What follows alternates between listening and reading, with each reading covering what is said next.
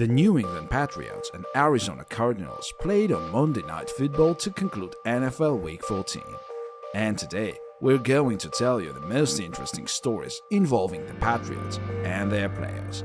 So if you're an NFL fan or live next to the Patriots Stadium, hit the like button and subscribe to our channel not to miss the most interesting and fascinating stories.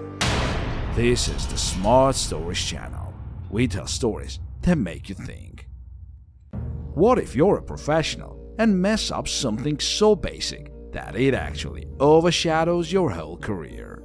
There's a reason why Pete Carroll is one of the longest tenured NFL coaches in the league today, but he is also famous for one of the most questionable play calls in the history of the sport. In 2015, the Seattle Seahawks were going for their second Super Bowl in 3 years.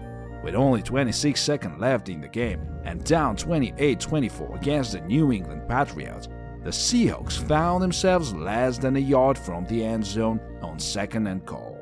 Everyone watching this game knew what was going to happen next. Beast Mode.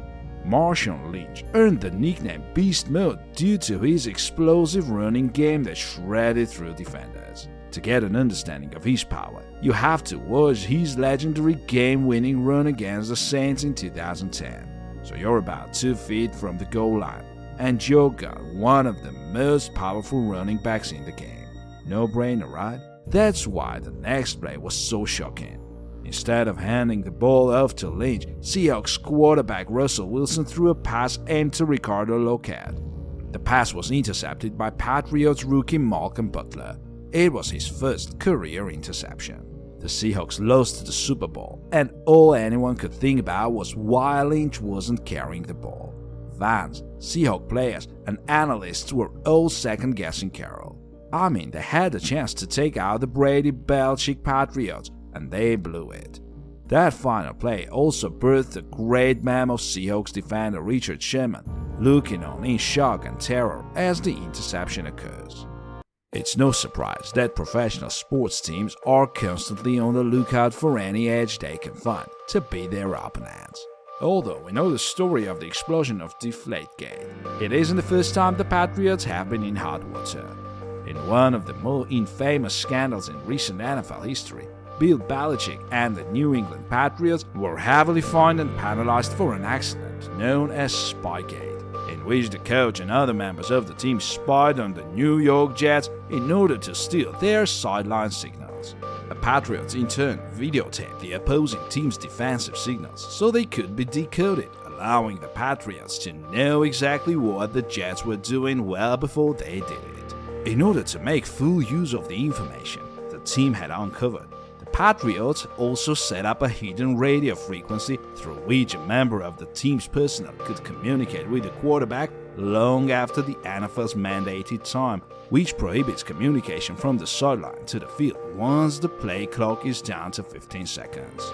These allowed Patriot coaches to talk to quarterback Tom Brady while plays were going on, and it has been reported that the coaches were telling Brady which receivers were open on each play.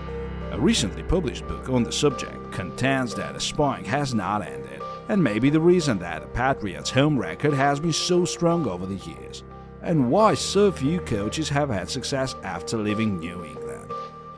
For years, pawn shops have held an ugly stigma as the last refuge of the impoverished, taking advantage of people at their most desperate. But after the economic collapse of 2008, the traffic into pawn shops has increased considerably, with middle-class and even wealthy folks being forced to trade in their valuables for loans. When the New York Giants met the New England Patriots in Super Bowl XLVI, no one gave the underdog Giants much of a chance. The Giants had beaten the Patriots in a Super Bowl 4 years previously, but many considered it a fluke.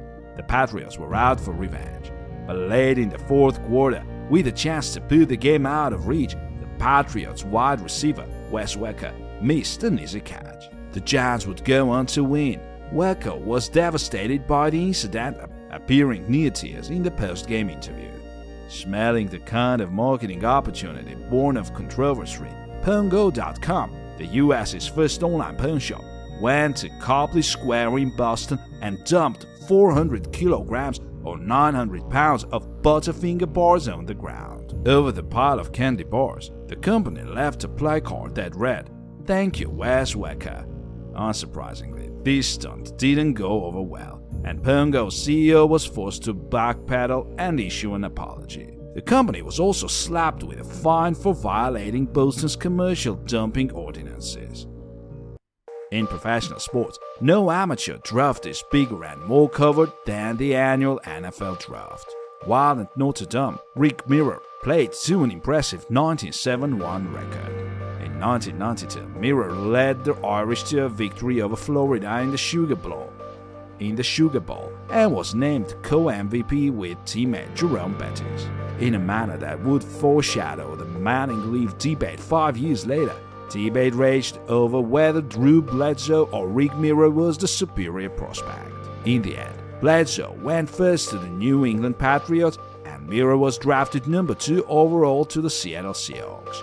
After a fine rookie season, finishing 5th in the AFC in passing, Mirror began a series of disappointing seasons. In 1995, he threw only 13 touchdowns compared to 20 interceptions, and the following season he threw 5 touchdowns and 12 interceptions. He continued his career as a backup quarterback, but nothing more. It seems like every parent hopes that their child will become a prodigy, believing that it will set them up for a great life. Child prodigies are celebrated by society for achieving so much in their short lives, but sometimes when a prodigy grows up, they no longer meet society's expectations for them. Aaron Hernandez was his town's golden boy.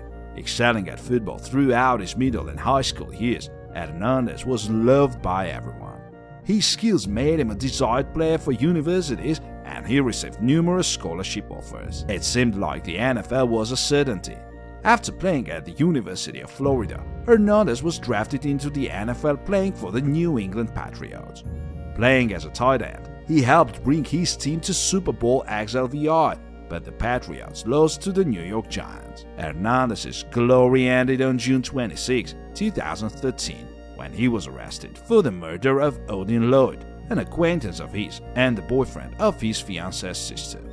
Further investigation into Hernandez and his acquaintances revealed evidence that Hernandez was the preparator of a previously unsolved drive-by shooting, which resulted in the deaths of 2 men. Hernandez was later charged with these murders as well as Lloyd's. The Patriots were quick to distance themselves from Hernandez as well as all of his corporate sponsors. On April 15, 2015, Hernandez was convicted of first-degree murder in the death of Odin Lloyd, being automatically sentenced to life with no possibility of parole. He was, however, acquitted of the murders of Daniel Abreu and Safira Furtado on April 14, 2017. On April 19, 2017, 5 days after his acquittal, Hernandez committed suicide by hanging in prison. This will conclude our stories for today. Please subscribe to our channel and hit the like button if you haven't fallen asleep yet. See you soon.